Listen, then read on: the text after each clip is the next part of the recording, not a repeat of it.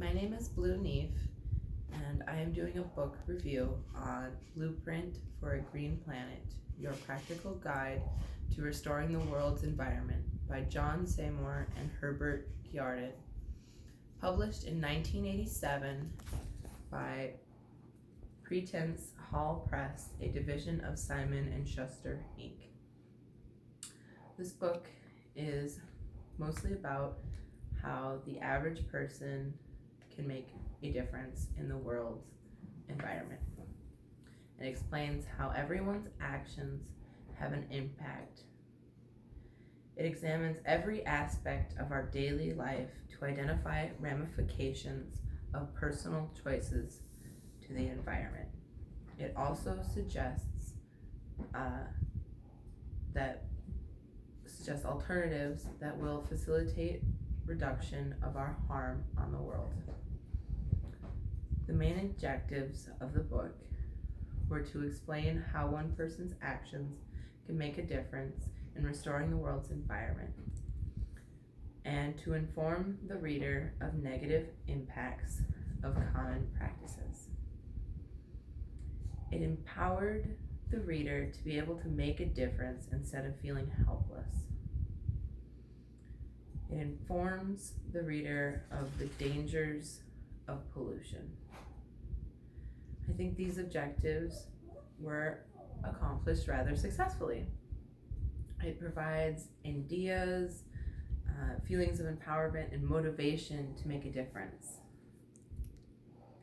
And I think that really worked. I loved there are these little positive action boxes that are like little things about what the individual can do to help.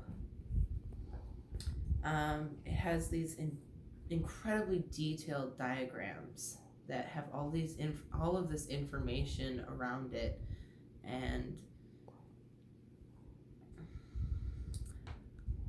I wish I could show them, but they were very clear, no pictures.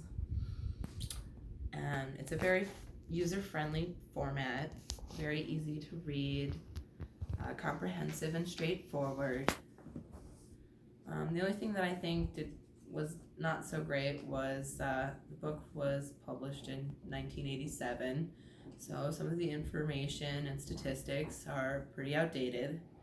But despite this, the book is still so relevant to this day, and it'd be wonderful if there was another book a lot like it with newer information. And some of the major themes were pretty easy to identify because the chapter names were pretty apparent of what the main theme was, like good housekeeping in the age of waste. This one highlighted 6 principles of ecological living, which I'm going to list off. Assuming responsibility, keeping things local, keeping things simple, like just even composting, and spreading the options, like not putting all your eggs in one basket with one type of fruit or animal species. Living non-violently and living moderately. Another one was real or processed water. This section highlighted the need for a new kind of sewer system it gave an example of what is used in Sweden, which is the dual water system. They mentioned black water versus gray water.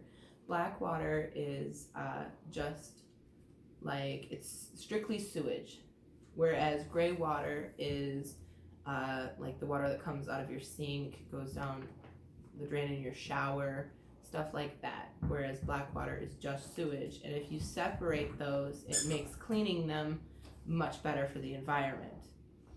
In this section, I thought it was kind of interesting how it talked about the Hooker Chemical Company and Love Canal, which we learned about in in class. And it also talks about farming for the future, soil erosion, and agricultural chemicals like biocides and fertilizers. It talks about the dangers of monocultures, and it talks about how the reason we got started with chemical fertilizers in the first place. Go on. In the 19th century, they found Siluan bird guano in large deposits, which they would excavate and even ship across seas. It also shows that factory versus free range, factory is not that much more successful. It doesn't produce that much more. And the next section was called Food for Health or Wealth, which I thought was pretty clever. It talked about mass food and mass waste, how it's not a matter of producing, it's a matter of distribution. And natural to processed food, and how simple and local are best, and how processing devalues our food, and all of the effects of preserving, and the health hazards from plastic packaging, which nowadays is not as big because there are less BPAs and everything. You know, you see everywhere BPA free, and it talks about the growth of fast food, which has grown exponentially since the 1987. And what I didn't realize was how fast food is connected to deforestation, because they need more and more cattle farms, and these cattle farms are being made in like South America, Africa, and like near rainforests, and rainforests were being chopped down to make beef farms. Okay. And in the next chapter, it talks about dismantling garbage mountain. You know, it's talks about like the statistics in 1987 about how much we throw away, which I'm sure those numbers are much higher now. And it talks about dangers of burning garbage, which nowadays I'm pretty sure it's illegal to burn your garbage now. It talks about recycling organic waste and how to compost efficiently. It talks about the problems of plastics, and it even, like, I thought bioplastics was a new thing. Turns out they've been around for a while, and we just haven't been using them as much as I was hoping. It talks about recycling household waste and garbage from industry, and how garbage from industry is directly connected to household garbage, because when you buy something from an industry, it creates demand, and that industry will create more garbage to meet that demand. And it talks about curing the cleanliness obsession. The cost of cleanliness, like harsh chemicals and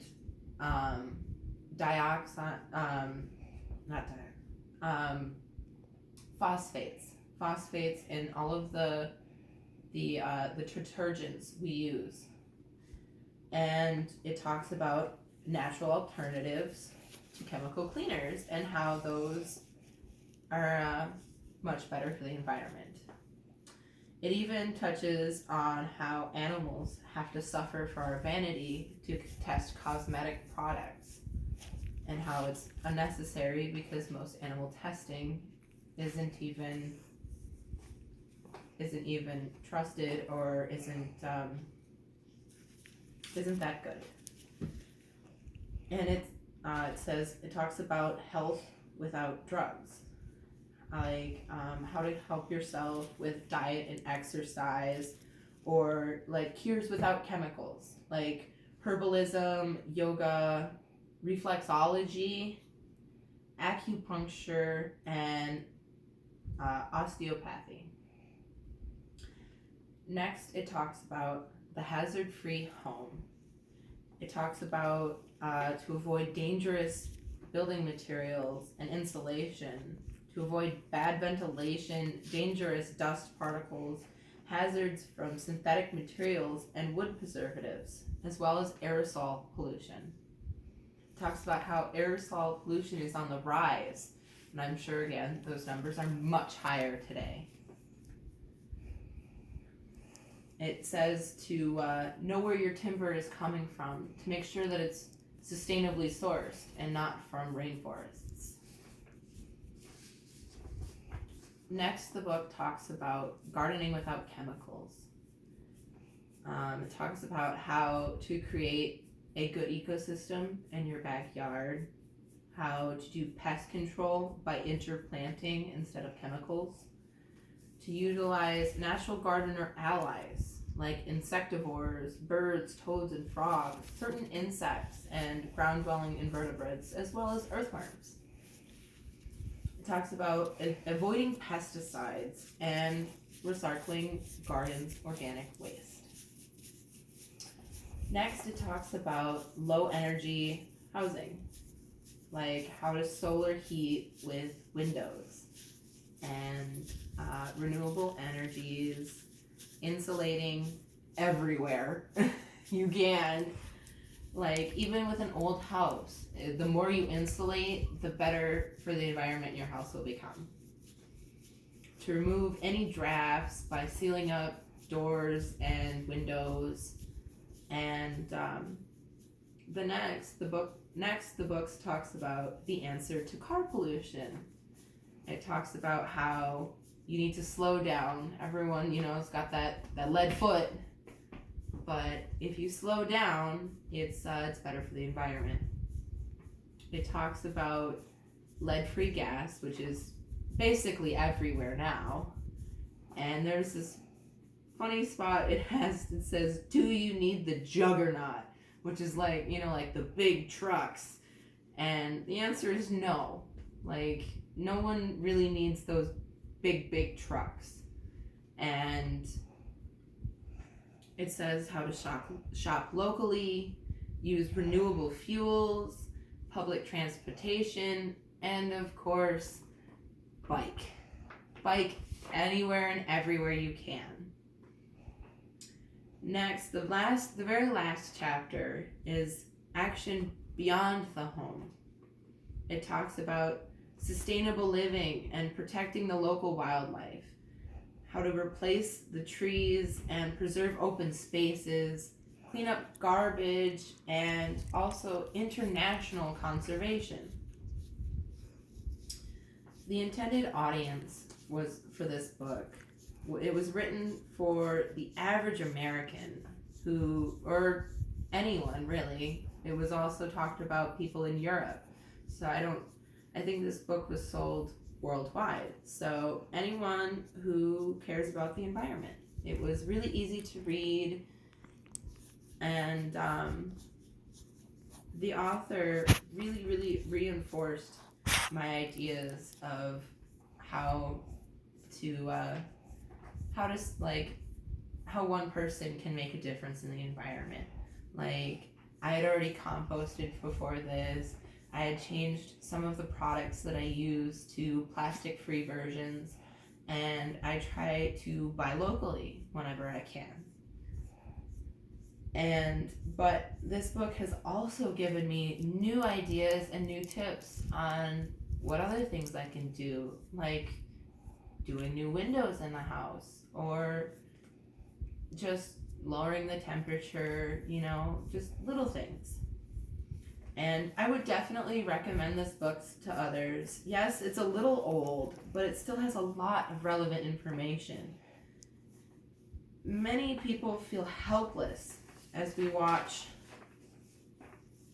the environment go to hell around us. This book actually empowered and inspired me to put more effort into making a difference.